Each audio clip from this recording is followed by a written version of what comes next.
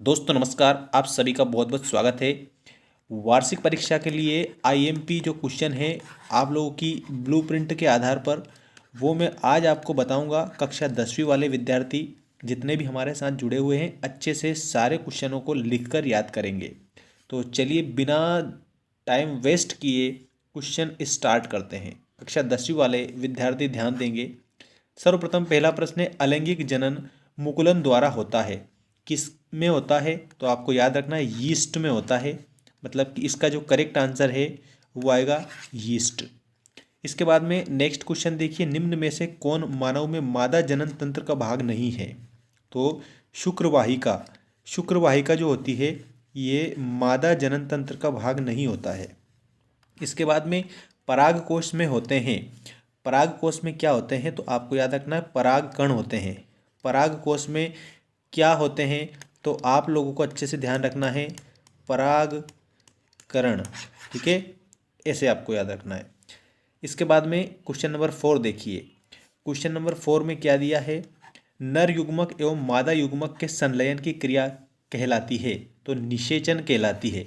नर युग्मक और मादा युग्मक के जो संलयन की क्रिया है वो निषेचन कहलाती है। ये आपको याद रखना है। इसके बाद में नेक्स्ट देखिए, किसी कोशिका में आनुवांशिक संकेत निहित होते हैं। किसमें निहित होते हैं आनुवांशिक संकेत? तो डीएनए में भी होते हैं, आरएनए में भी होते हैं, कोशिका द्रव्य में भी होते हैं। मतलब उपरोक्त सभी। इसका करेक्ट आंसर हम क्या करेंगे? उपरोक्त सभी आनुवांशिक संकेत होते हैं। ठीक है, और आनुवांशिकता के जो जनक है वो कौन है? तो आपको याद रखना है वो है ग्रेगर जॉन मेंडल। ठीक है, ये आनुवांशिकता के जनक माने जाते हैं। इन्होंने मटर के पौधे पर सर्वप्रथम प्रयोग किया था, ये भी आपको ध्यान रख लेना है। तो कोशिका में आनुवांशिक संकेत निहित होते हैं तो उपरोक्त सभी डीएनए में भी होते हैं, आरएनए में भी होते हैं और कोशिका द्रव्य में भी होते हैं। इसके बाद में अगला क्वेश्चन देखिए, कोशिका के केंद्रक में किस भाग में प्रोटीन संश्लेषण हेतु सूचना निहित होती है?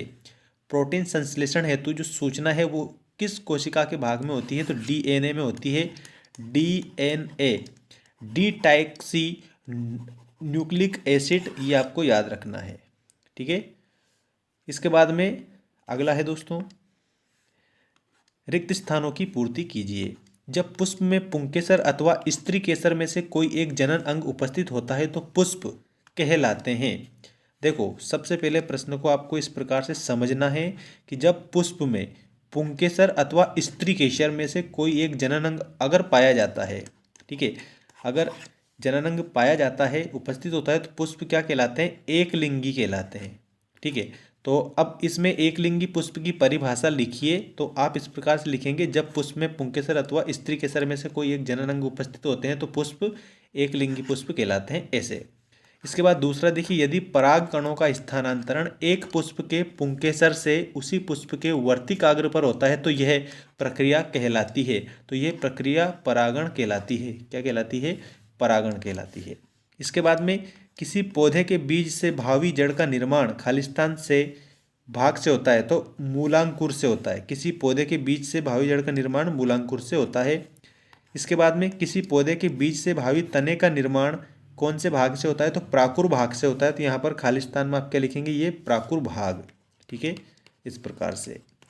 इसके बाद में नेक्स्ट देखिए, भ्रूण को माँ के रुधिर से पोषण नामक संरचना से प्राप्त होता है तो अपरा नामक संरचना से प्राप्त होता है। तो यहाँ पर आप लिखेंगे अपरा। ठीक है, अपरा आप इसमें करेक्ट करेंगे। इसके बाद में एक शब्द में उत्तर दीजिए। ये वाले क्वेश्चन आप ध्यान देंगे और अच्छी तरह से याद रखेंगे एक एक प्रश्न को। देखिए, पहला प्रश्न है, पौधों में लंबाई की वृद्धि को आक्जेनोमीटर यंत्र की सहायता से मापा जाता है। प्रश्न इस प्रकार से बनेगा कि पौधों में लंबाई की वृद्धि को किस यंत्र के माध्यम से मापा जाता है? तो आपको याद रखना है आक्जेनोमीटर। यह आपका करेक्ट आंसर है। इसके बाद में सेकंड क्वेश्चन देखिए, वृषण का कार्य उत्पन्न करना है। किसको उत्पन्न करना है? तो शुक्राणुओं को उत्पन्न करना होता है। वृषण का जो कार्य है वो शुक्राणुओं को उत्पन्न करना होता है। इसके बाद में मादा में अंडाशय की संख्या कितनी पाई जाती है? तो आपको याद रखना है 2। मादा में अंडाशय की जो संख्या है वो कितनी पाई जाती है, तो 2 अंडाशय की संख्या पाई जाती है। नेक्स्ट प्रश्न देखिए, मादा मनुष्य में यौवनावस्था कब प्रारंभ होती है, तो 12 वर्ष से 14 वर्ष के बीच। मादा मनुष्य में यौवनावस्था जो है वो कब प्रारंभ होती है, तो आपको ध्यान रखना है 12 वर्ष से 14 वर्ष के बीच में। इसके बाद में अगला प्रश्न है, प्रजनन किसे कहते हैं, तो अपने समान संततियों को उत्पन्न करना प्रजनन कहलाता है। अपने समान जो संतति है, ठीक है, उनको उत्पन्न करना क्या कहलाता है, तो आपको याद रखना है प्रजनन कहलाता है।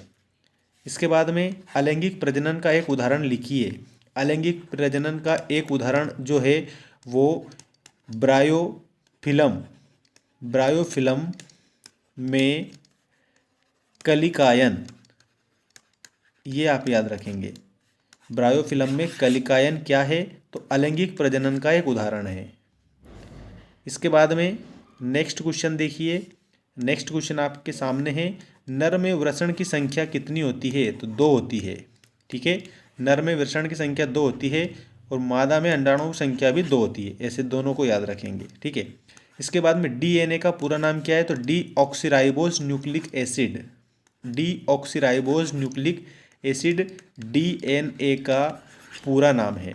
इसके बाद में हाइड्रा में प्रजनन किस विधि के द्वारा होता है, तो मुकुलन के द्वारा। ठीक है, मुकुलन के द्वारा हाइड्रा में प्रजनन होता है, ये ध्यान देना है आपको अच्छी तरह से। इसके बाद में नेक्स्ट क्वेश्चन है, पुनरुत्भन द्वारा प्रजनन किस जीव में होता है, तो प्लेनिया में। प्लेनिया ये जीव है, ठीक है, प्लेनेरिया जिसको बोला जाता है, तो प्लेनेरिया जो है इसमें पुनरुत्भन के द्वारा प्रजनन होता है। इसके बाद में 2 अंक वाले प्रश्न जो हैं वो आप देखिए। पहला प्रश्न तो ये है कि पुष्प की अनुदैर्ध्य काट का नामांकित चित्र बनाइए। देखिए, पुष्प की अनुदैर्ध्य काट का नामांकित चित्र ये इस प्रकार है दोस्तों। स्त्री केसर, वर्तिकाग्र, वर्तिका, अंडाशय, परागकोश, तंतु, दल, पंखुड़ी, बाह्य दल।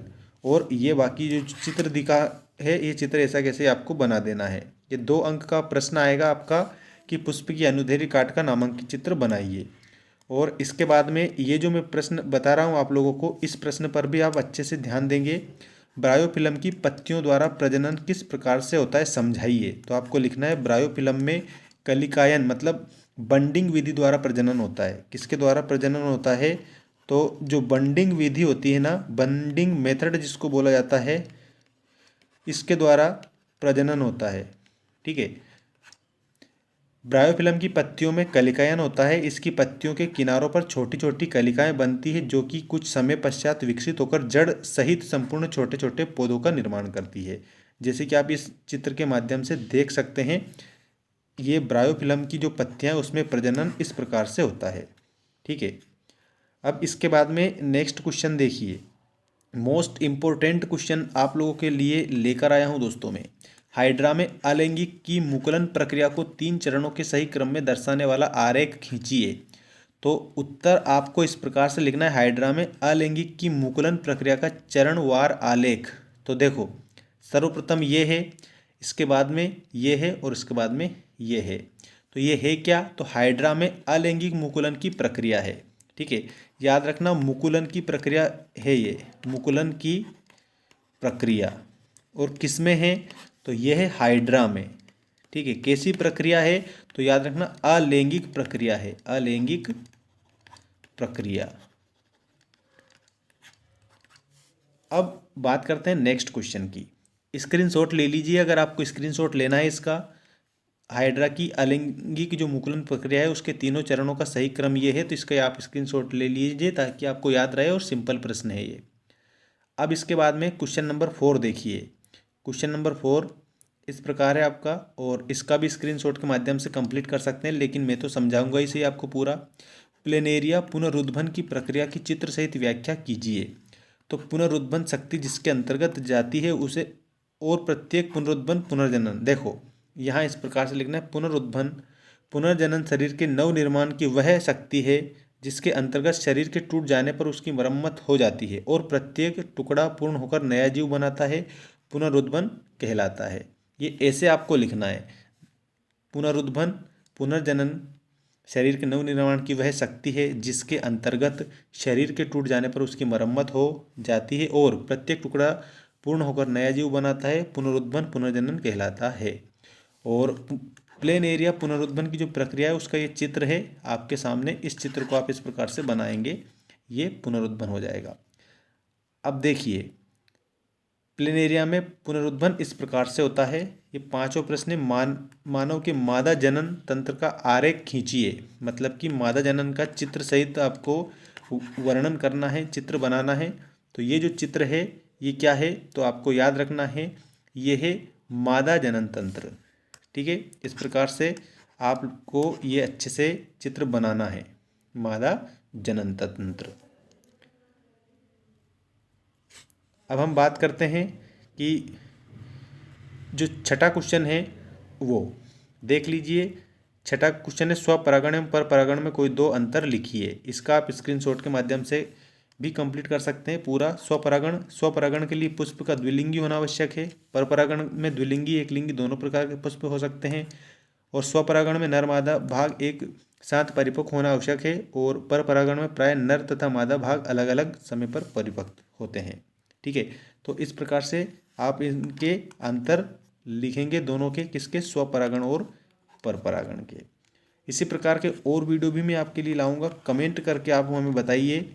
ठीक है, और एक और बात मैं बता दूं, चैनल को सब्सक्राइब कर लेना ताकि आपको आने वाली जो अपडेट है वो भी मिलती रहे।